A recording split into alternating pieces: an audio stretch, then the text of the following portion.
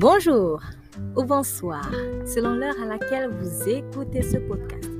Je suis votre sœur en Christ, pasteur de l'Église Jésus-Christ, Roi des Nations, Estelle Djenge. Vous avez sûrement été inspiré par de grands hommes, de grandes femmes dans la foi, des personnages bibliques, Abraham, Isaac, Jacob, Job, Esther, etc., Joseph, ou alors des contemporains. Ça peut être votre pasteur, ça peut être un grand frère, une grande sœur dans la foi, un mentor, etc.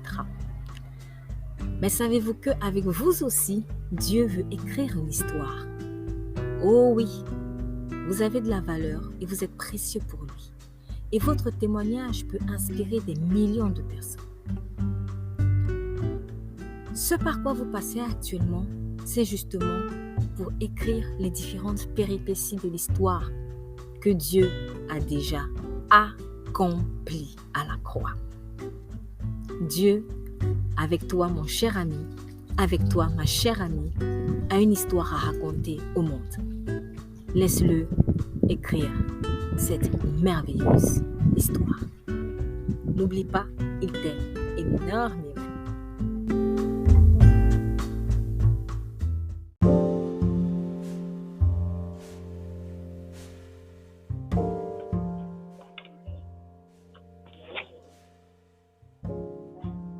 Très bien. Donc, merci Saint-Esprit vraiment pour ce temps de partage de la parole, ce qui est du 17 octobre 2021. Nous allons ouvrir dans le livre l'Exode, Exode chapitre 3.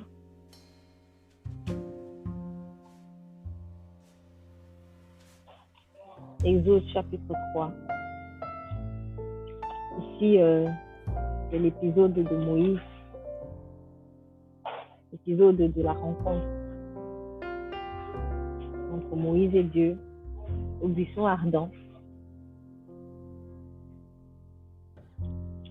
Lorsque Dieu appelle son serviteur pour aller délivrer son peuple en captivité en Égypte, Moïse a émis plein de réticences.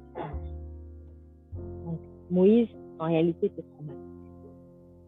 Il y avait beaucoup de choses qui revenaient dans son cœur émotionnellement, des choses qui l'avaient perturbé. Retourner en Israël après 40 ans, c'est extrêmement éprouvant. Premièrement parce que ça rappelle que notre vie y était en jeu. Donc il y a la peur, le traumatisme vraiment qu'a créé, c'est vraiment cette chasse à l'homme qui a ressurgi dans le cœur de monde. Il y a la culpabilité, il a quand même versé du sang. Donc retourner dans cette terre-là, c'était rappeler peut-être son crime. Et c'était rappeler, raviver la blessure que cette infraction avait commise. Et quand on fait des erreurs, ça ne blesse pas que les autres, les victimes, mais ça nous blesse aussi nous-mêmes, parce qu'on n'est pas fiers de ce que nous avons fait. Donc, peut-être retourner en Égypte, rappeler également cette culpabilité-là vis-à-vis de sa famille, vis-à-vis de son peuple, parce qu'il avait voulu jouer les sauveurs, mais avant le timing. Et finalement, en fuyant, il y a un échec. Et il s'est peut-être dit, oh là là, j'ai loupé le coche, je ne sais pas ce que je devais faire, on va m'en vouloir, etc., etc. Donc, il y avait aussi cette culpabilité, peut-être vis-à-vis de la famille, de cette tristesse de les avoir abandonnés à ses yeux. Donc, vraiment, l'appel de Dieu était extrêmement important pour Moïse. Sans compter qu'il y avait les incapacités. Par exemple, oratoires, c'était quelqu'un qui bégayait, qui se dit, et il voit ses incapacités et il se dit, mais comment je vais faire? Comment je vais faire pour accomplir ça? Donc, au-delà de ce que j'ai échoué, il y a quelques années, j'ai échoué, j'ai refait ma vie, j'ai ma famille, j'ai mes enfants, et là, tu viens m'appeler 40 ans plus tard, moi, un vieillard qui a la langue pendante, comment je vais faire? Donc, voilà ce qu'il dit au Seigneur, dans Exode 3. On va lire à partir du verset 10. Maintenant donc, c'est Dieu qui parle. Viens que je t'envoie vers Pharaon et fais sortir mon peuple, les enfants d'Israël, en d'Égypte.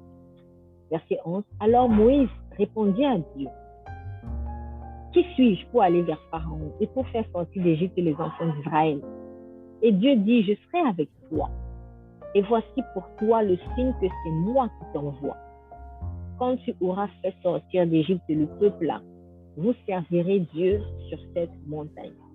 Et Moïse dit à Dieu, voici, j'irai vers les enfants d'Israël et je leur dirai, le Dieu de vos pères m'a envoyé vers vous. Mais s'ils me disent, quel est son nom? Que leur dirai-je? Alors Dieu dit à Moïse, je suis celui qui suis. Puis il dit, tu diras aux enfants d'Israël, celui qui s'appelle je suis m'a envoyé vers vous. Dieu dit encore à Moïse, tu diras ainsi aux enfants d'Israël, l'Éternel, le Dieu de vos pères, le Dieu d'Abraham, le Dieu d'Isaac et le Dieu de Jacob, m'a envoyé vers vous. C'est là mon nom éternellement, c'est là ma commémoration dans tous les âges.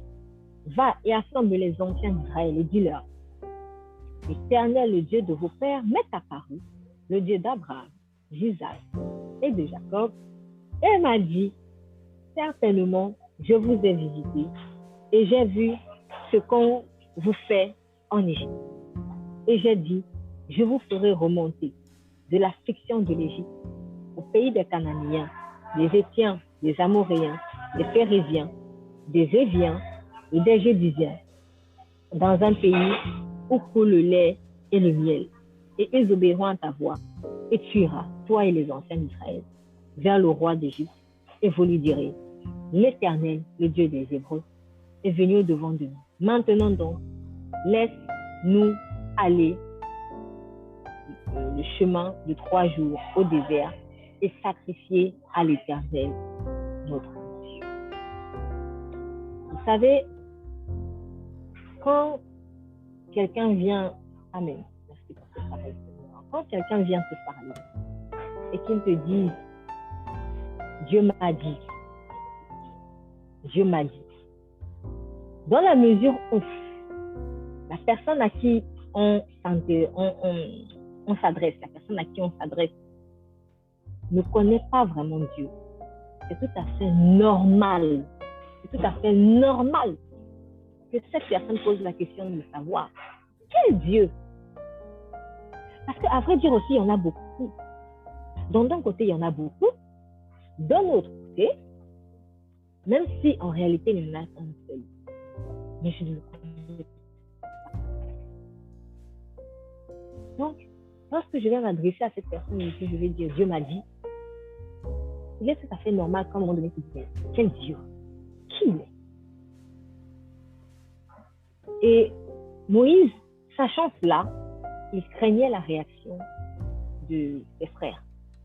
C'est pour cela qu'il dit, voici, j'irai vers les enfants d'Israël et je dirai, le Dieu de vos pères m'a envoyé vers vous. En fait, c'était un tout petit peu ironique. Et en réalité, derrière son propos, il y avait aussi la peur. En gros, mais je ne vais pas débarquer comme ça et dire, le Dieu de vos pères. Pourquoi? Parce que ça fait 400 ans qu'on est là. 400 ans. Et après 400 ans, ou pendant ces 400 ans-là, on a entendu des histoires sur Dieu. On a entendu qu'Abraham était stérile, il a eu Isaac à 100 ans. On a entendu qu'Isaac a prié pour que sa femme Rebecca enfante, etc. On a entendu plein de choses sur le Dieu de notre père Abraham, de notre père Isaac et de notre père Jacob. Mais, et moi alors? Et moi? Le Dieu d'Abraham, c'est le Dieu d'Abraham. Le Dieu d'Isaac, c'est le Dieu d'Isaac. Le Dieu de Jacob, c'est le Dieu de Jacob. Mais à un moment donné, il faut que ce Dieu-là devienne mon Dieu. Et le Seigneur, sachant cela, ce qu'il fait, c'est quoi? Quand on a des enfants et qu'on veut les éduquer dans les voies de Dieu, en fait, cet enfant-là, il va au départ, apprendre à faire confiance en ton Dieu. C'est-à-dire, le Dieu de maman, le Dieu de papa. Ou alors, je peux prendre le cas d'une personne qui n'est pas forcément enfant, mais qui est physiquement adulte. Quand tu lui parles de Dieu et tu lui parles des espoirs que tu as fait avec Dieu, tu lui parles de ce que Dieu a fait avec toi. Dire, ok, si par exemple c'est Rebecca, j'invente un prénom comme ça, bah tiens, le Dieu de Rebecca a fait en sorte qu'elle sorte de la galère. Mais est-ce que le Dieu de Rebecca peut être mon Dieu? Donc, voilà à peu près la réflexion que les gens vont se faire. Parce que tu vas leur parler de ton Dieu, mais il restera ton Dieu.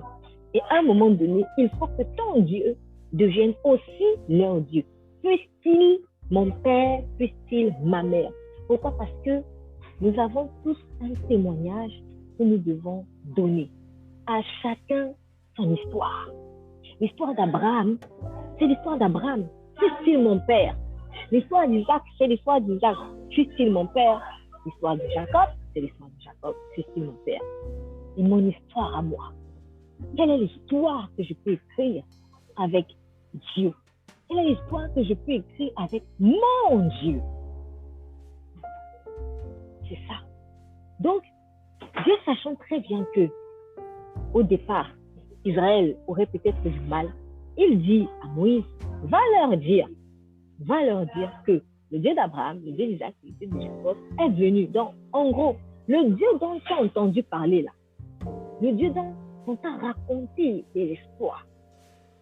Parce que on est aussi dans une tradition qui était sûrement écrite, mais fortement orale. Donc, on se transmettait des leçons comme ça de génération en génération. Peut-être qu'ils récitaient même des choses, des histoires qu'on leur a appris. Mais c'est resté l'histoire d'Abraham. Et là, Dieu se présente en disant, tu sais, le Dieu d'Abraham, là, le Dieu d'Isaac, là, le Dieu de Jacob dont tu as entendu parler, le Dieu d'Estelle, le Dieu de Rebecca, le Dieu de Robert, le Dieu de ta mère, le Dieu de ton père, il veut devenir ton Dieu. Il aimerait que tu l'appelles aussi mon Dieu. Mais pour un début, comme tu n'as pas confiance, c'est normal, tu vas apprendre à simplement te fier au Dieu de un tel. Donc, mon enfant, au début, va commencer à faire confiance à mon Dieu. Tiens, le Dieu de maman, si tu existes, est-ce que tu peux me faire passer mon année scolaire? Ça commence comme ça. Et puis Dieu donne un signe. Il dit, ah, mais tiens, le Dieu de maman, là, il est efficace. Hein? Le Dieu de maman, est-ce que petit à petit, un jour, il pourra dire comme Jacob, parce que Jacob a eu ce témoignage. Il parlait du Dieu d'Abraham, de d'Isaac, du Dieu de mon père. Mais le jour où il y a eu la révélation de Dieu, il a cessé de l'appeler le Dieu d'Isaac. Il a commencé à l'appeler mon Dieu. Donc, mon enfant, à un moment donné, quand il va avoir cette révélation personnelle de Jésus-Christ, par une expérience vraiment qui va enlever le voile qu'il y a sur ses yeux, il cessera de dire le Dieu de maman. Il cessera de dire le Dieu de papa. Il dira mon Dieu. Donc, pour un début, c'est un peu un Dieu emprunté. Mais tout le monde passe par là. Lorsque quelqu'un est venu vous parler de Jésus-Christ la première fois, vous vous êtes dit, ah, et à ce moment-là, vous vous êtes dit, mais peut-être pas avec les mêmes mots, mais au fond de vous, vous vous êtes dit, mais si ce Dieu-là a pu faire ça pour elle, si ce Dieu-là a pu faire ça pour lui, est-ce qu'il peut le faire aussi pour moi? C'est une façon indirecte de dire, mais le Dieu d'Isabelle qui m'a parlé, peux-tu aussi faire ça pour moi et finalement devenir mon Dieu? Donc, à chacun son histoire, c'est important. Pourquoi? Parce que au moment où le Seigneur vient se révéler à eux en disant le Dieu d'Isaac, le Dieu d'Abraham, le Dieu de Jacob, c'est parce que Isaac, Abraham, Jacob avaient vécu des expériences personnelles. Mais aujourd'hui, au moment où nous parlons dans Exode 3, nous sommes 400 ans plus tard. Et les hommes sont mortels. Seul Dieu est éternel. Ce qui veut dire qu'il y a 400 ans plus tôt, les expériences dont ont entendu parler les Israélites sont restées à un moment donné dans le passé. Donc, ces expériences-là, en quoi est-ce qu'elles peuvent peut-être m'aider aujourd'hui? Elles sont aujourd'hui une source d'inspiration afin que moi, à mon tour, je vive mon histoire. Donc, en envoyant Moïse, il fallait absolument que cet homme obéisse afin qu'Israël vive son histoire à lui. Il fallait que ce peuple vive son expérience personnelle avec ce Dieu-là. Et le temps était arrivé. Tu as ton histoire à vivre avec Dieu. La raison pour laquelle le Seigneur va te faire passer par plein de tribulations. Pourquoi? Parce qu'il faut absolument que tu vives ton histoire. Abraham était passé par ces tribulations à lui. Tout le monde en Israël n'était pas stérile. Tout le monde en Israël n'avait pas 100 ans quand ils ont donné des enfants. Mais c'était une source d'inspiration. C'est-à-dire qu'ils se sont dit, bon, capable de donner une personne à 100 ans, c'est qu'il est peut-être capable de me faire sortir de l'esclavage après 400 ans. Donc, c'est comme ça qu'on s'inspire. Mais on ne se calque pas forcément sur le témoignage de l'autre. J'insiste dessus parce que c'est vraiment quelque chose que le Seigneur m'a appris. Et pourquoi? Parce que nous avons souvent tendance à nous identifier absolument aux autres. En réalité, la seule personne à qui nous devons nous identifier, c'est Jésus-Christ. C'est parce que les hommes veulent absolument s'identifier les uns aux autres qu'ils ne vivent pas leur histoire. Quand tu arrives à l'église et que même le pasteur te raconte son histoire, qu'il te parle de Dieu, il va être une source d'inspiration. Elle va être une source d'inspiration. Mais cette source d'inspiration-là, en réalité, c'est pour que tu vives ton histoire à toi. Donc, quand tu vas même crier, oui, personne ne me comprend et tout ça, quelque part, c'est normal. Parce que c'est ton histoire. Quelque part, c'est normal. Parce que c'est ton histoire. Il faut que tu vives ton histoire. Jésus-Christ a écrit un livre sur ta vie. Il a écrit introduction, chapitre 1er, chapitre 2, chapitre 3. Et pour moi aussi, il a écrit un livre. Ce n'est pas le même livre. Tous ces livres-là qu'il écrit se ramènent finalement à une seule vérité, c'est que Jésus-Christ est le chemin, la vérité et la vie. Mais les histoires sont différentes. Je vais m'inspirer de ton histoire, mais je ne pourrai pas calquer ma vie sur ton histoire, pour la simple raison que j'ai la mienne à vivre. Les Israélites pouvaient s'inspirer de l'histoire de leur père, de leurs ancêtres, mais ils ne pouvaient pas calquer leur témoignage de vie sur ces ancêtres-là, parce qu'ils devaient vivre leur histoire. Abraham n'a jamais été en captivité sous Pharaon pendant 400 ans. Il a vécu son histoire, mais ce n'est pas la même que sa descendance. Donc, aussi, arrêtons de nous accrocher parfois aussi à l'histoire de nos parents. Et c'est un point aussi sur lequel j'aimerais insister, parce que c'est un point où vraiment le Seigneur a commencé à opérer un véritable travail de délivrance, parce que c'est une délivrance en fait. Au moment où je disais, le Seigneur, quand je vois le témoignage d'un tel, je vois le témoignage d'une telle, je regarde tel film. Par exemple, j'en ai vu un hier qui m'a énormément béni, La Voix du Pardon, que je recommande ici, d'ailleurs. Et en voyant cette histoire, j'ai été bénie parce que j'ai vu la puissance encore du pardon. L'histoire d'un homme qui a dû pardonner à son père pour écrire son histoire à lui. Et en voyant ça, j'étais touchée de voir que le père a été transformé. Et le père qui était un homme horrible, il a finalement changé et il a donné sa vie au Seigneur Jésus-Christ. Il est devenu un homme exemplaire. Donc, comme ce monsieur disait, mon père, qui était l'homme que je détestais peut-être le plus, est devenu mon modèle. Et ils se sont réconciliés et vraiment, c'était merveilleux. Il en a fait un chant, il en a fait un film qui a béni des millions de personnes. Et en regardant ça, je disais, waouh, Seigneur. Et là, j'ai commencé à pleurer. Et c'était un mélange de larmes c'était un mélange d'émotions et en même temps de frustration. Parce que j'étais très contente de voir la puissance de l'amour de Dieu qu'il m'a déjà fait voir. Cependant, ça a ravivé en moi aussi une colère. Et c'est là où vraiment on voit à quel point le Saint-Esprit est subtil. Il est fin, il est précis. Et quand il dit qu'il connaît vraiment nos cœurs, vraiment il connaît nos cœurs. On ne connaît pas nos cœurs comme seul Dieu connaît vraiment nos cœurs. Et j'ai vu qu'en fait, dans cette histoire, dans ce film, il y a, en même temps, il y avait des larmes de joie pour la personne et de la gloire de Dieu. Voir la gloire de Dieu, c'est merveilleux. Mais en même temps, il y avait quelque chose en moi qui était en train de revendiquer. Quelque chose qui disait, et moi alors? Pourquoi je ne me suis pas réconciliée avec mon père? Pourquoi je ne me suis pas réconciliée avec tel? Pourquoi? Et là, j'ai commencé à dire, mais Seigneur, pourquoi n'as-tu pas touché le cœur de mon père?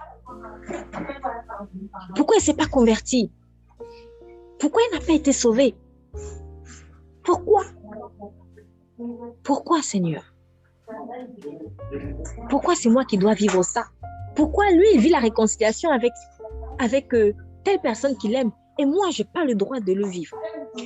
Pourquoi? En fait, c'est comme ça que j'ai réfléchi. Hein. J'ai dit, je n'ai pas le droit. Voilà, ça, c'est vraiment la chair qui parlait. Et ça m'a affectée. Et là, j'ai vraiment fondu en larmes et en colère. Et j'étais en colère vis-à-vis de Dieu parce que pour moi, le fait que Dieu n'ait pas pu changer le cœur d'une personne pour qui j'ai prié, d'une personne que j'ai aimée, et peut-être que je peux dire que j'aime encore, une personne même si elle n'est plus là, mais une personne en tout cas que j'ai vraiment portée dans mon cœur, j'ai subi un échec. Pour moi, j'ai subi un échec. Le fait que cette personne soit partie sans Jésus-Christ. Et j'ai endossé tout le poids. Jusqu'au moment où le Seigneur me dit, l'histoire de la personne que tu as entendue, c'est son histoire. Mais moi, je suis en train d'écrire ton histoire à toi.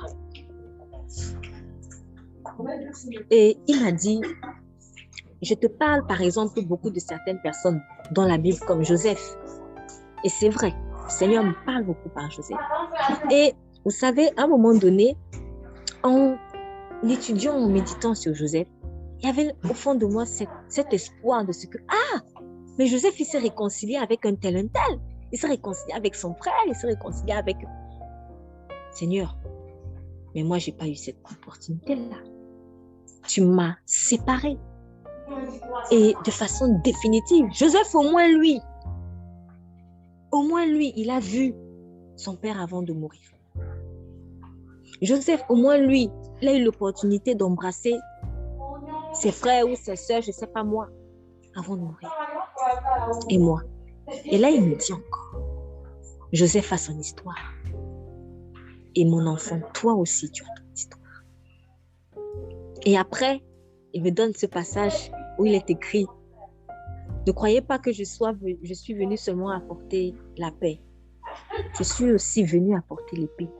Et dans la même maison, vous aurez pour ennemis vos pères, vos mères, vos frères, vos sœurs. Ce qui veut dire que Joseph, dans son histoire, il a eu la grâce de retrouver ses frères. Mais certains n'ont pas forcément eu cette grâce-là. Ça ne veut pas dire qu'ils n'ont pas eu d'autres grâces, mais c'est que dans leur histoire, c'était particulier. Et cette histoire-là va aussi bénir d'autres personnes.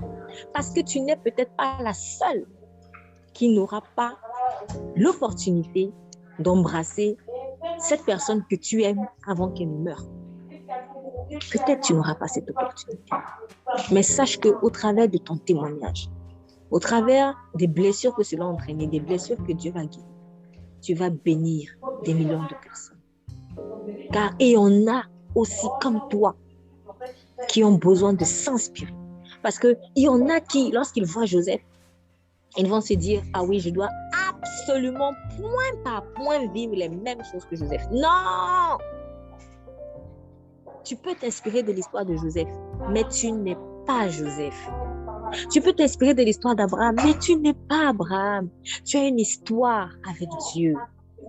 Tu es particulier. C'est pour cela qu'il dit qu'il nous aime particulièrement. Il nous aime spécifiquement. Et c'est aussi pour cela qu'il n'aime pas qu'on se compare les uns aux autres. Souvenons-nous de ce qu'il avait dit à Pierre. Et Pierre était dans ce délire-là, permettez l'expression. Comme beaucoup d'êtres humains, en fait.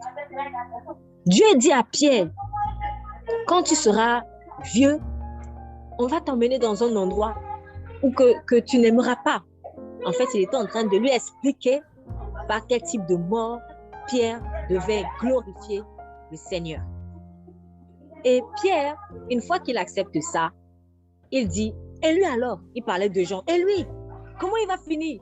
Et là, Jésus lui dit, que t'importe? En gros, Pierre, tu as ton histoire. Jean a son histoire. Oui, ils avaient un point commun. Le point commun, c'est qu'ils ont suivi Jésus-Christ. Ils ont été disciples, les plus proches disciples de Jésus-Christ au moment où il était sur terre. Le point commun, c'est qu'ils ont aussi tous trahi Jésus. Et le point commun, c'est que Jésus-Christ est venu les réconcilier encore, les rattraper encore, les rappeler encore à lui. Oui, tu vas vivre des points communs avec des personnes dans votre histoire. Mais tu as ton histoire. C'est pour cela que chacun a son empreinte. Voilà. Vous voyez, même deux jumeaux n'ont pas les mêmes empreintes. On le sait. Pour quelle raison croyez-vous que Dieu a fait les choses comme ça?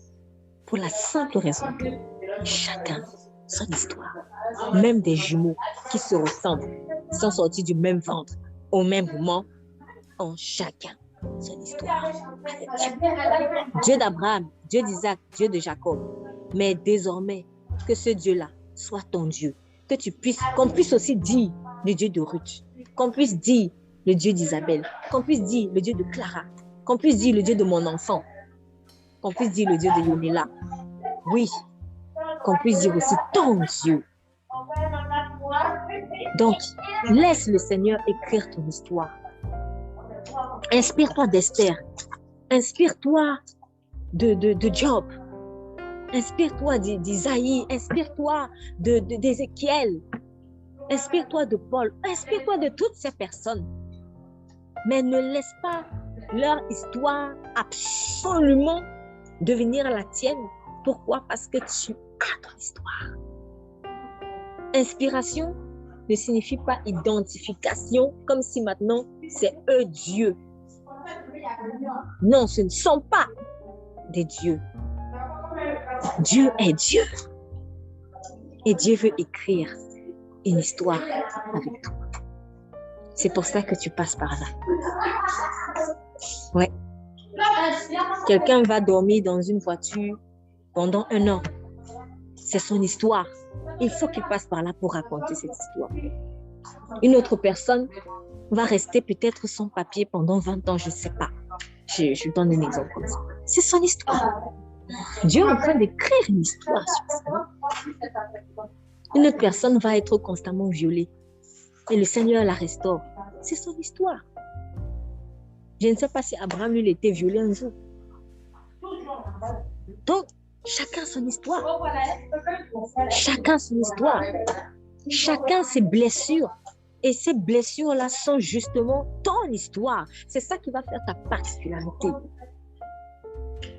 C'est ça qui va faire que tu es unique. Laisse Dieu raconter ton histoire. Laisse Dieu écrire ton histoire. Et tout cela, ça montre aussi, vraiment, cette diversité-là montre la gloire de Dieu. Parce que, vous imaginez, on est à peu près 6 ou 7 milliards de personnes aujourd'hui sur Terre. Et pour ces milliards de personnes, Dieu a une histoire spécifique. Wow, il n'y a que Dieu pour faire ça.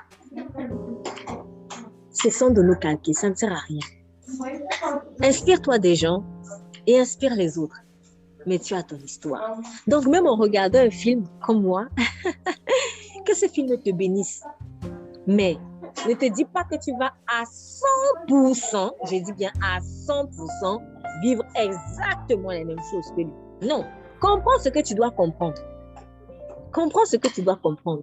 Mais tu as ton histoire. Même mari et femme, on dit qu'ils sont une seule chair. Une seule chair ne veut pas dire absolument que vous allez vivre la même chose. Car, en tant que mari et femme, nous avons une histoire commune à raconter, à créer.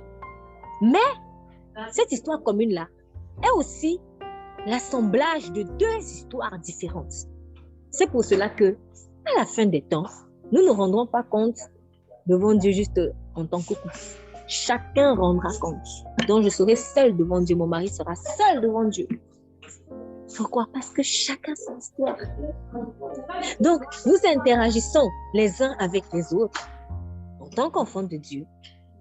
Mais en réalité, chacun a son histoire. Et c'est ça qui fait la beauté de notre Seigneur. Donc, vraiment, je remercie le Seigneur pour cette révélation parce que elle m'a permis de comprendre que je suis unique. Et comme je suis unique, eh ben, mon prochain aussi est unique. Et que m'inspirer d'un tel ou d'une telle ne m'empêche pas de vivre mon histoire à moi. Et cette histoire-là, pour qu'elle soit différente de l'un ou de l'autre, tu vas passer par ce par quoi tu vas passer. Tu vas peut-être passer par les mêmes situations que cette personne, mais il y aura des petites particularités. Voilà. Même si tu deviens sans maison comme cette personne que Dieu place devant toi peut-être pour t'inspirer, qui a été aussi peut-être sans maison, mais vous n'allez pas forcément être dans les mêmes situations. Si pendant X temps, par exemple, le Seigneur va permettre que je sois hébergée, mais je vais dire, mais oui, mais tel aussi, il a été que hébergé, donc bon. Seigneur, merci pour son inspiration. C'est vrai, l'autre aussi est hébergé, mais vous n'avez pas été hébergé par les mêmes personnes. Donc, je vais dire qu'à chaque fois, quand même, il y a des particularités. Il y a des particularités. Il y a des particularités. Donc, vis ton histoire. Laisse Dieu t'emmener dans les sentiers, parfois douloureux, mais qui vont faire que ton histoire est unique. Et ce qui est encore puissant, c'est que c'est justement la spécificité de mon histoire, le fait qu'elle soit autant unique, qui va inspirer les gens. Donc, comme mon histoire n'est pas unique, elle ne peut pas être une source d'inspiration. Mais lorsque mon histoire devient unique, à ce moment, c'est un peu bizarre, hein? Elle devient une source d'inspiration. Bon, peut-être d'autres vont trouver ça normal, mais pourquoi est-ce que je dis que c'est bizarre? Parce que ce qui nous inspire, c'est ce qui nous parle. C'est une histoire dans laquelle on peut se retrouver, en réalité. Donc, c'est une histoire qui, a priori, ressemble à la nôtre. Ça nous inspire. Ah, tiens, elle était sexuellement abusée par son oncle, par son père, par un ami, par je sais pas. Comme moi, ça me parle. Mais vous savez, si cette personne qui raconte son histoire d'abus sexuel ne fait que raconter l'histoire d'une autre personne, en fait, elle ne fait que vivre les vies des gens, elle n'aura pas la puissance en fait qu'il faut, l'onction qu'il faut pour toucher les cœurs. Mais le jour où cette personne raconte son histoire à elle, elle vous dira, vous savez, je vous ai raconté l'histoire d'un tel, mais aujourd'hui, je vais vous raconter la mienne. Là, comme par hasard, les gens sont touchés. En fait, pourquoi? Parce que ton histoire à toi, c'est ça qui vient de ton cœur directement. Or, que cherche Dieu? Le cœur. C'est du cœur que viennent les sources de la vie. Donc, c'est la spécificité de ton histoire qui va inspirer. Mais si tu calques seulement les histoires des gens, si tu vis la vie des autres, tu ne pourras pas être une véritable source d'inspiration. Et c'est ce que j'ai vu dans ce film. C'est-à-dire, quand ce monsieur qui essayait de trouver une place dans le monde de la musique, il ne faisait que chanter les chants des autres. Et il essayait de se faire un nom comme ça.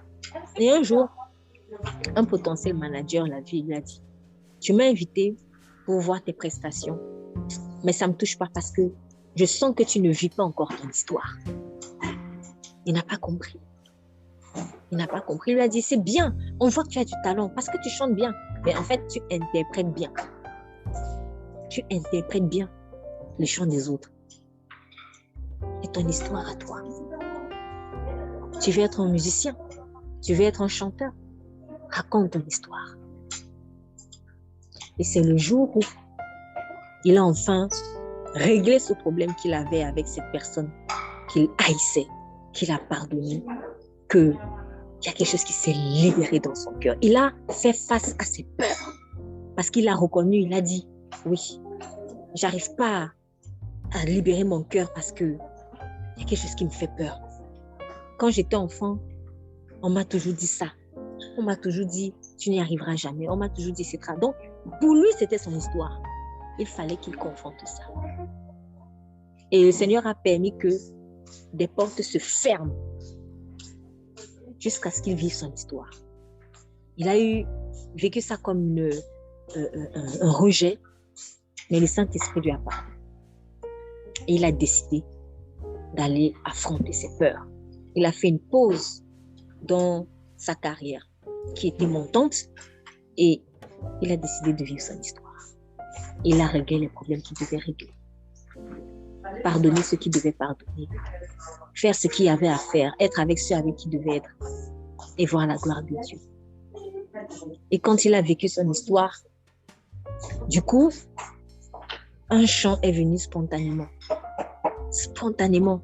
Cette fois-ci, depuis des années, c'était son cœur qui parlait. On ne donne que ce que l'on a. Donc, si je n'ai pas, je ne pourrai pas donner. Et en calquant ma vie sur celle des autres, je ne pourrai pas vraiment donner. C'est seulement quand je vais vivre mon histoire et que ça va sortir de mon cœur, là, il y aura la vie. Là, il y aura la vie. L'histoire de ton mariage, actuellement, c'est peut-être dur. Mais en réalité, c'est quelque chose que Dieu est déjà en train de raconter. Vis-la. Vis-la. Peut-être Dieu t'a montré une femme ou un homme un peu difficile. Et il te dit, c'est elle que tu veux épouser. C'est lui que tu veux épouser. C'est ton histoire. C'est ton histoire. Pour un autre, ça va être plus facile. C'est son histoire. À chacun son histoire. Mais sache que, en fait, nous allons être tous des sources d'inspiration dans la mesure où nous acceptons de vivre notre histoire. Donc cet homme, il a accepté. Il a accepté, c'était dur pour lui. Oh, il en a tellement souffert. Mais une fois qu'il a vécu son histoire, il a simplement écrit. Il n'a rien inventé. Là, il a dit, cette fois-ci, je raconte l'histoire de ma vie. Et c'est l'histoire de sa vie qui a fait un carton. Il ne s'attendait pas à ça. Même des grandes stars sont venues et lui ont dit, mais ton histoire m'a touché, ce chant m'a touché. C'était ce que j'étais en train de vivre. À ce moment-là, d'autres se sont inspirés de cela. Et pourquoi? Parce que d'autres ont dit, beaucoup ont dit, on sent que là, c'est du vécu. Vous voyez, quand vous chantez le vécu, quand vous prêchez le vécu, quand vous écrivez le vécu, ça touche plus les gens.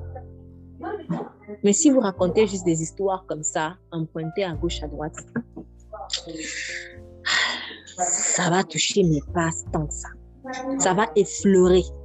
Voilà. Ça va effleurer. Donc, en fait, si le Seigneur te fait passer par ce par quoi tu passes, c'est tout simplement parce qu'il te dit, mon enfant, je veux raconter une histoire avec toi.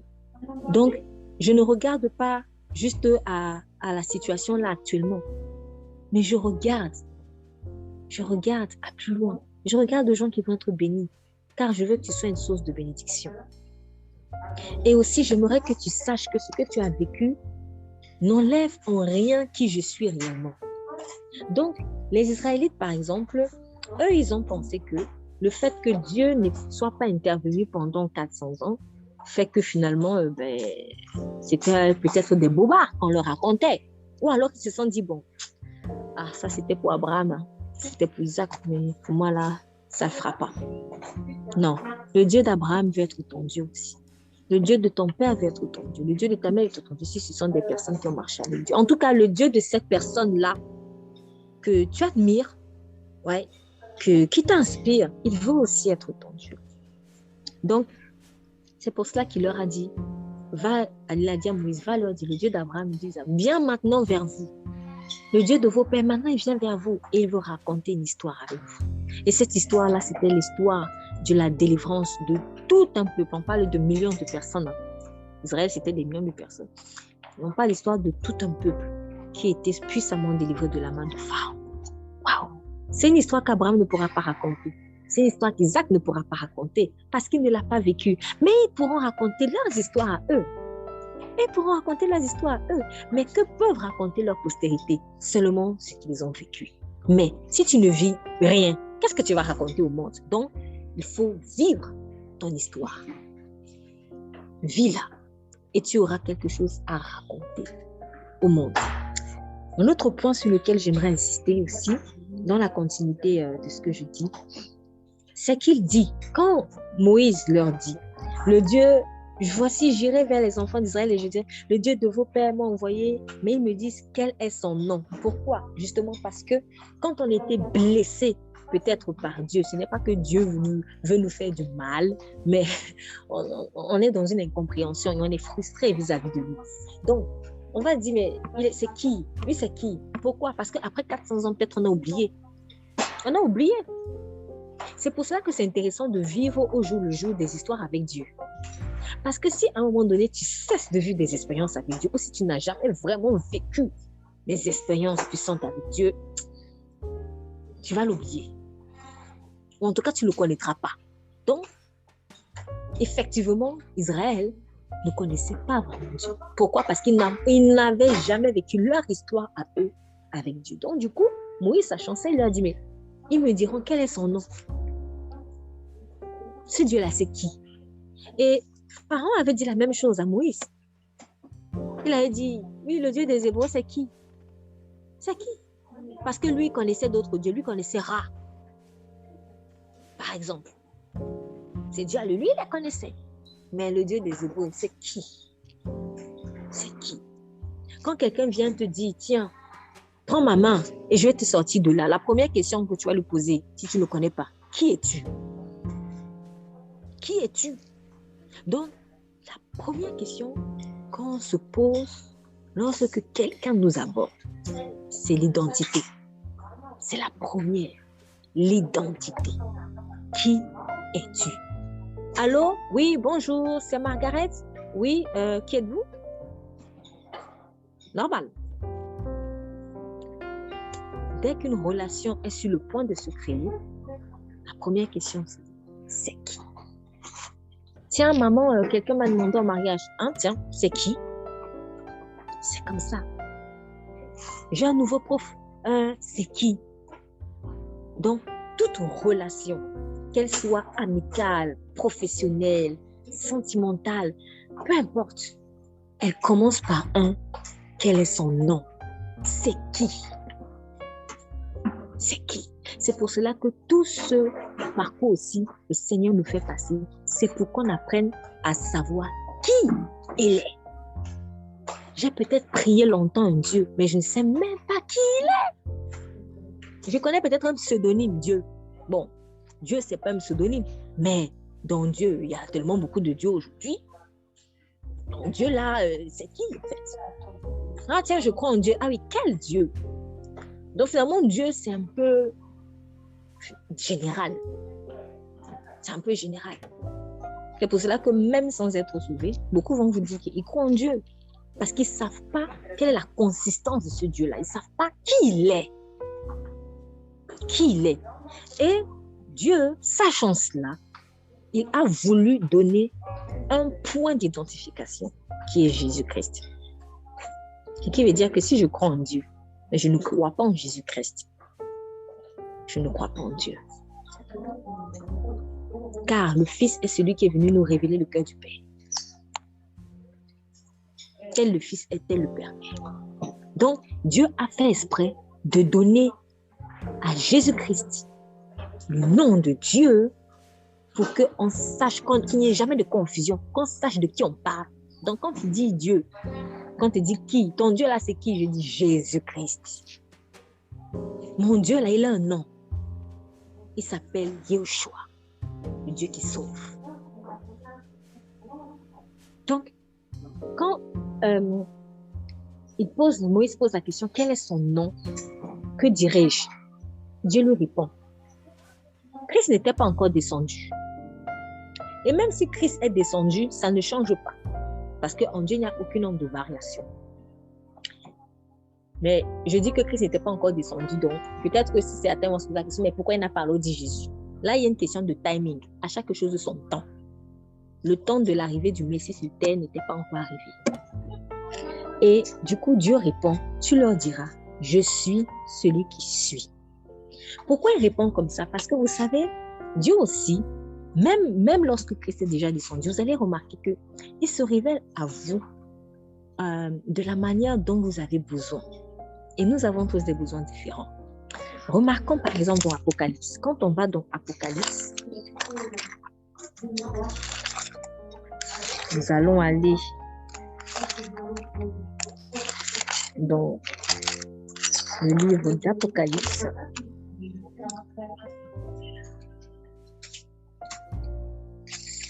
Chapitre 2. Apocalypse chapitre 2, donc là, c'est Jésus-Christ qui donne des lettres à ses églises. Il donne des lettres à ses églises. Et il y en a 7. On parle du même Dieu, nous sommes d'accord. Jésus-Christ est le même Dieu de toutes ces églises. En tout cas, il est censé l'être. Mais maintenant, nous allons voir qu'il y a des petites différences dans la manière dont il aborde chacune en fonction de son identité. Il dit par exemple, chapitre 2, Apocalypse chapitre 2, verset 1, écrit à l'église d'Éphèse, voici ce que dit celui qui tient les 7 étoiles dans sa droite, qui marche au milieu des 7 chandeliers d'or. Bon, quand il arrive à Éphèse, voilà comment il se présente. Celui qui tient les 7 étoiles, dans sa droite et qui marche au milieu des 7 chandeliers d'or. Maintenant, au verset 8, quand il arrive à Smyrne, l'église de Smyrne, il dit, voici ce que dit le premier et le dernier qui était mort et qui a repris vie. Alors, pourquoi il n'a pas dit la même chose à Éphèse? Pourquoi il n'a pas dit à Éphèse, il ne s'est pas présenté à Smyrne comme celui qui tient les 7 étoiles dans sa droite et qui marche, etc. À chaque église, une révélation spécifique de l'identité de Christ. Ça ne veut pas dire que je dois rester braqué dans cette révélation. C'est-à-dire, si Dieu s'est révélé à moi comme le Dieu qui guérit, je ne connais que ça. Non. Mais à ce moment-là, cette église-là avait besoin de savoir ça.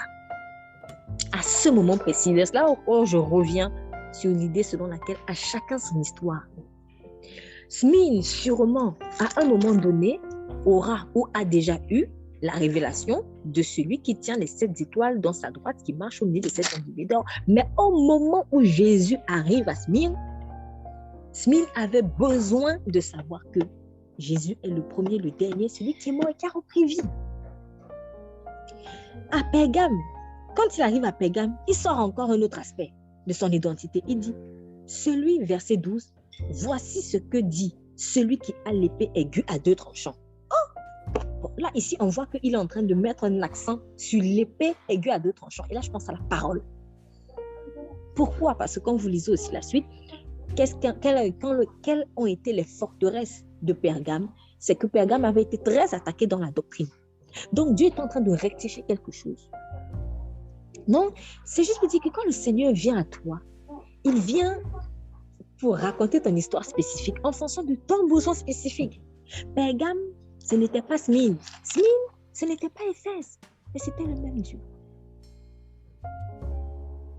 C'est la même vérité. Donc, chaque église a sa spécificité. Entre parenthèses, que cela ne soit pas maintenant un prétexte pour pécher. Parce qu'il y a beaucoup qui se cachent derrière le « Ah, on n'est pas pareil, donc moi je peux prier qui je veux. » Ah non, je suis désolée. Si tu es en train de prier des faux dieux, tu n'es même pas en Christ. Tu n'es pas en Christ. Donc, il ne faut pas prendre le prétexte de que oui, ton église est différente, mon église est différente. Non. La vérité, le chemin et la vie, c'est Jésus-Christ. Donc, si je suis dans le faux, je ne suis pas en Christ. Donc, tu n'es même pas mon frère. Donc, ça, c'était une parenthèse. Parce que je sais qu'il y a beaucoup qui utilisent ça, même les enfants de Dieu, qui refusent, en fait, quand Dieu leur parle par le témoignage de quelqu'un, ils refusent d'écouter en disant « Ah, ça, c'est toi, hein ?» Je me souviens que on me disait souvent ça. Quand le Seigneur me parlait par des songes, peut-être dans la famille, il me parlait par des songes et que je venais révéler. Et en fait, je ne me rendais pas compte que c'était des songes prémonitoires. Bon, voilà, quand on est enfant, on ne sait pas forcément, mais c'était quand même des songes percutants. Et en fait, dans ces songes-là, le Seigneur me révélait des choses qui se passaient et pour ramener les gens, en fait, sur le droit chemin. Et on me disait toujours, ah, tes songes, c'est toi qui les fais. Tes songes, c'est toi qui les fais. Même lorsqu'on était pertinemment conscient de ce que, en fait, ces songes-là, c'était exactement ce qui se passait et qui était caché. Et finalement, ceux qui ont toute leur vie dit, ah non, tes songes, c'est toi qui les fais, je ne veux pas les écouter, ils sont morts sans Christ. Donc, c'est juste pour dire que quand le Seigneur te parle par le témoignage de quelqu'un, il faut être humble. Il ne faut pas juste te dire, ah non, toi, c'est toi, moi, c'est moi. Non. Vivre son histoire ne veut pas dire ne pas s'inspirer de l'autre. On est des sources d'inspiration les uns pour les autres. Mais on vit aussi notre histoire. Donc, il faut avoir cette humilité-là. Et l'histoire de l'autre, il y a sûrement des points communs avec la tienne. Ça ne veut pas dire que les points communs sont à 100%, mais au moins, il y a à certains égards, voire à beaucoup d'égards, en fait, des points communs avec cette personne. Il faut avoir l'humilité de reconnaître cela. La preuve, si on étudie bien si vous lisez les différents messages dans les églises, vous allez voir qu'il y a plein de points communs aussi, quand même. Mais il y a des spécificités. Donc, quelqu'un ne peut jamais te dire que ma spécificité, c'est prier des morts. Non, ce n'est pas dans l'église. Ça, ce n'est pas l'église. L'église, c'est Christ. Christ ne prie pas les morts. On ne peut jamais dire ça. Dans les spécificités là, si tu dis que tu as une spécificité, il faut que ta spécificité soit conforme à la parole de Dieu. Donc, si ce n'est pas conforme à la parole de Dieu, tu ne peux pas parler de spécificité en Christ. Parce que la spécificité, c'est en Christ. Une spécificité qui n'est pas en Christ, on est hors royaume de Dieu. Donc, ok, là, c'est ton problème, tu as le choix. Tu fais ce que tu veux. Mais ne dis pas que tu es en Christ. Parce que Christ, même dans ses spécificités, c'est conforme à la vérité de sa parole. À Thyatire, quand il vient à Thyatire, il dit, voici ce que dit le Fils de Dieu, qui a les yeux comme une flamme de feu et les pieds semblables à un cuivre de fin, un cuivre très fin. Waouh! Car il ne parle pas forcément d'épée, il ne parle pas forcément de celui qui a cette étoile, mais il dit le Fils de Dieu, celui qui a les yeux comme une flamme de feu et les pieds semblables à un cuivre. Là, en fait, il est en train de dire que vraiment, c'est lui le redoutable, c'est lui Dieu. Donc, dans cette église où peut-être on est en train de contester le fait que Jésus soit le Fils de Dieu, ou en tout cas on est en train de minimiser le petit Jésus. Ah là là là là là. On est en train de dire, vous là, vous devez comprendre que je ne suis pas petit. Mes yeux, c'est des flammes de feu et je suis un feu dévorant. Ils avaient besoin de connaître la puissance du Fils.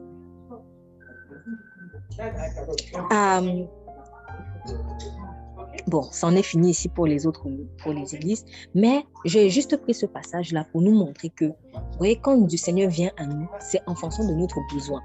Et je reviens donc maintenant à Exode, sur Exode. Pourquoi il a dit « je suis » ? Va leur dire que je suis. Il aurait pu dire, va leur dire que je suis celui qui a cette étoile, tout ça dans la main. Mais bon, peut-être que ce n'était pas le moment pour eux de comprendre ça. Eux, ils avaient besoin de savoir qui est le grand je suis. Je l'appelle le grand je suis. C'est moi qui ai vu grand, mais c'est vrai, il est grand. Il dit, celui qui s'appelle je suis m'a envoyé vers vous. Pourquoi ? Je suis signifie quoi ? Je et suis. Donc, je, première personne du singulier qui parle de moi. C'est moi, moi, moi, moi. Et suis, toujours. Ici, c'est un verbe, c'est le verbe être qui est à la première conjuguée aussi, à la première personne du singulier. On parle de être. Quand tu dis « je suis », tu es en train de parler, d'informer quelqu'un de ton état actuel. Et justement, ici, c'est conjugué au présent de l'indicatif. Présent de l'indicatif signifie le présent qui indique quelque chose. Donc, Dieu est en train de nous indiquer d'un état actuel. Et pourquoi est-ce qu'il insiste sur actuel ? Parce qu'il veut dire à Israël, Israël, j'ai entendu parler dans le passé de mes exploits. J'ai entendu parler, je n'ai pas changé, c'est toujours d'actualité actuelle. Israël avait besoin de comprendre que Dieu ne change pas, qu'il est le même hier, qu'il est le même aujourd'hui et qu'il est le même éternellement, comme lui-même il le dit dans sa parole. Je suis toujours. Je suis toujours. Ce que tu as vécu il y a 10 ans, où tu étais contente avec moi, je n'ai pas changé. Je suis actuellement là, je suis toujours, je ne change pas. Donc, Israël, quand il parlait de Dieu, Israël parlait de Dieu, si j'aurais pu peut-être un peu déformer, mais c'était un peu ça leur cœur. Ils auraient appelé Dieu « j'étais ». Voilà, c'était ça. Dieu, allez, Abraham, on le laisse là-bas, hein, il y a 400 ans plus tôt, c'est fini. Hein, c'est fini. Et je me souviens, quand j'avais donné ma vie au Seigneur et que j'avais vu qu'il faisait...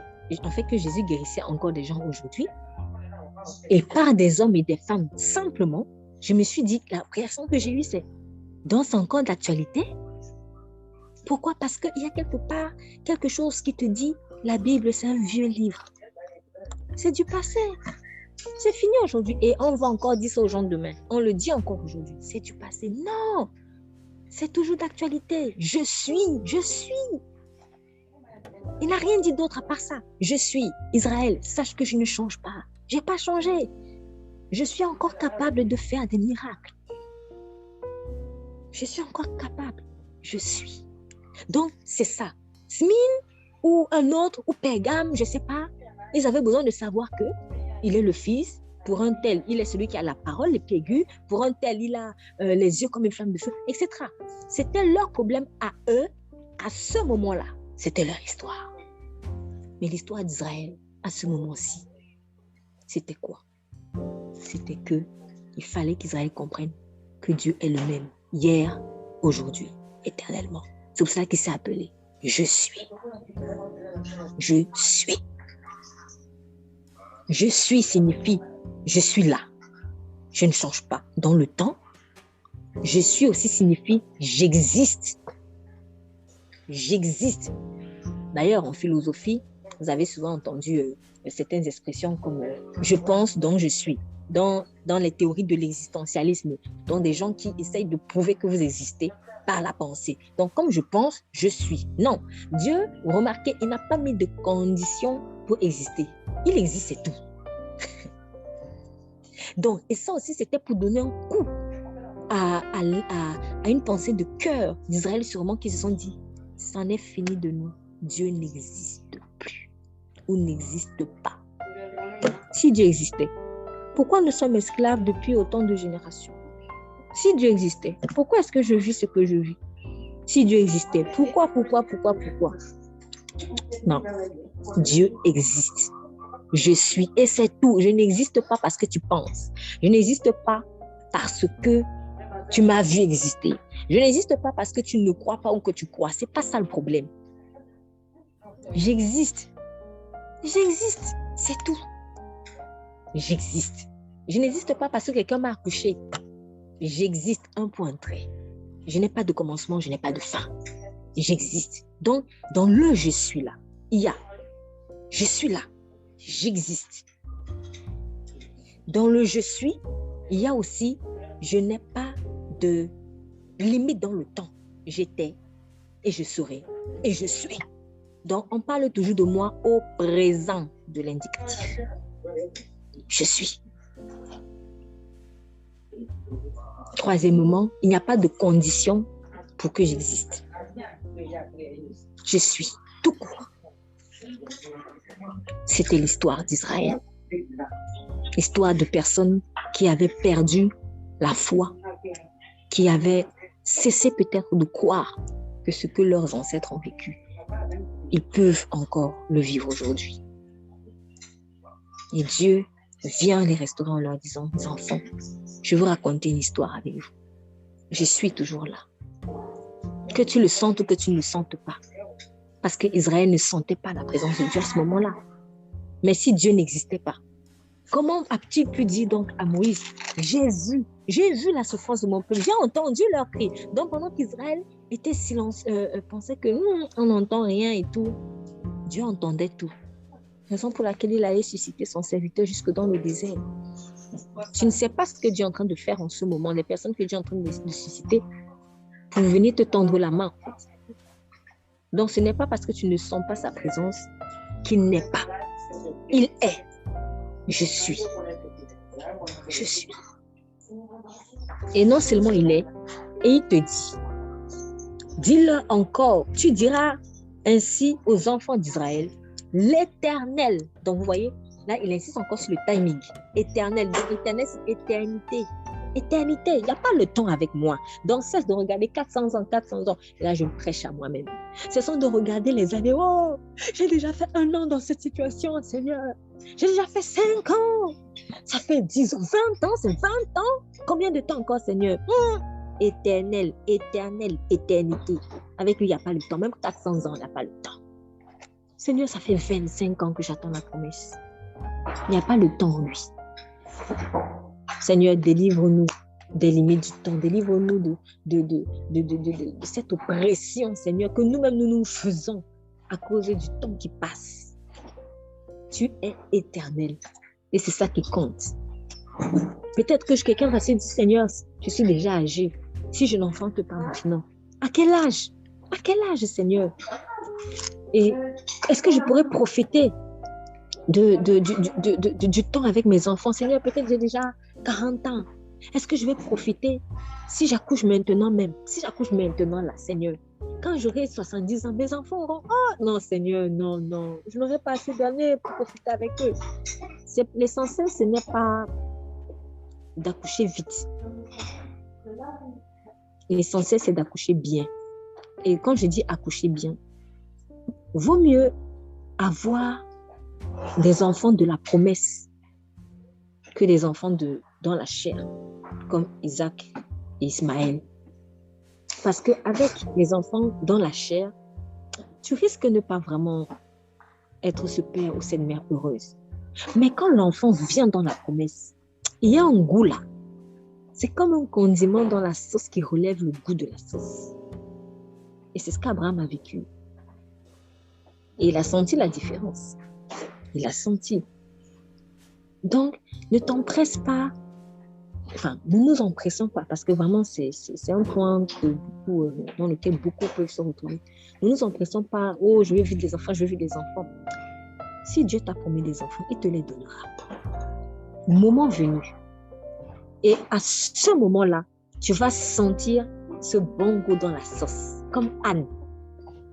Anne était persécutée par Pénina qui avait des enfants. Mais nulle part dans la Bible, vous ne verrez qu'on a même parlé des enfants de Pénina. En revanche, ceux d'Anne, elle a enfanté dans la joie. Elle était une mère heureuse, fière de son fils, le prophète Samuel, dont le témoignage était excellent jusqu'à la fin de sa vie. Un fils qui te rend heureux, ça sert à quoi d'avoir 10 enfants et qui ne font même pas ta fierté? Mais comment vont-ils aussi faire ta fierté si tu les mets dans la chair? Laisse Dieu faire. Parce que les circonstances que Dieu est en train de créer pour enfanter vont influencer tes enfants. Isaac savait qu'il ne pouvait pas blaguer avec son appel. Parce qu'il sait dans quelles circonstances il est né. Il sait qu'il était un enfant miracle. Il savait qu'il était un enfant miracle. Être né après 100 ans, il le savait. Il le savait. Il ne pouvait pas blaguer avec son appel. Donc, laisse le Seigneur vraiment créer les circonstances dans lesquelles tu vas enfanter. Tu vas avoir tes enfants. Et quand je parle d'enfanter, je parle aussi d'enfanter sa destinée. Donc, laissons Dieu créer ces circonstances-là pour que la destinée soit succulente. On dit souvent que le plat qui a le plus mijoté, ou en tout cas le mieux mijoté, c'est lui qui aura un meilleur goût. Mais si je fais vite là, bon, peut-être le poisson n'aura pas eu le temps de s'imprégner un peu de la marinade, ça. Mais quand il s'est bien imprégné de la marinade, oh là là, c'est excellent. Bon, petit clin d'œil pour la cuisine. Mais c'est la vérité. Donc, Dieu, en fait, il veut nous faire mariner. Il veut nous faire mariner pour qu'on ait le bon goût de Jésus-Christ, tout simplement. Donc ici, vraiment dans le grand je suis, sachant que Dieu existe, qu'il est toujours là, que je le sente ou que je ne le sente pas. Il est en train de travailler. Il est en train de travailler. Et il ne change pas. Et le temps ne l'effraie pas. Donc, ne regardons pas au temps. Franchement, je pense qu'avec Dieu, vaut mieux avoir peut-être mettre au monde un peu tard, mais réussir dans l'éducation de ses enfants et réussir dans sa destinée que d'avoir des enfants tôt et puis échouer. Combien ont des enfants tôt et puis on voit qu'ils ne sont même pas heureux. Donc, le fait, c'est pas juste d'avoir des enfants pour les enfants, mais c'est vraiment de les avoir dans les circonstances où ils vont dégager le parfum de Jésus-Christ. Et là, ton foyer sera épanoui. C'est ça. Donc, n'ayons pas peur des rides, n'ayons pas peur de l'âge qui avance. Laissons Dieu faire les choses en son temps. Et aussi, qui te dit que c'est parce que tu auras des enfants à un âge un peu avancé que tu ne vas pas pouvoir profiter d'eux? Quelqu'un peut avoir son enfant à 20 ans et puis l'année d'après, il meurt. Hein? Ah oui. Ah oui. Je peux avoir mon enfant très tôt et mourir. Mais un va avoir son enfant tard et puis jouir bien de son enfant. Donc, vraiment, n'ayons pas peur de l'âge. Que le Seigneur nous délivre de cette peur-là. L'essentiel, c'est de faire les choses bien. Ce n'est pas de faire les choses vite, mais c'est de faire les choses bien. Et pour faire les choses bien, il faut que ce soit des choses qui soient faites dans le Saint-Esprit, qu'elles soient initiées par le Saint-Esprit, qu'elles soient conduites par le Saint-Esprit et qu'elles soient achevées par le Saint-Esprit.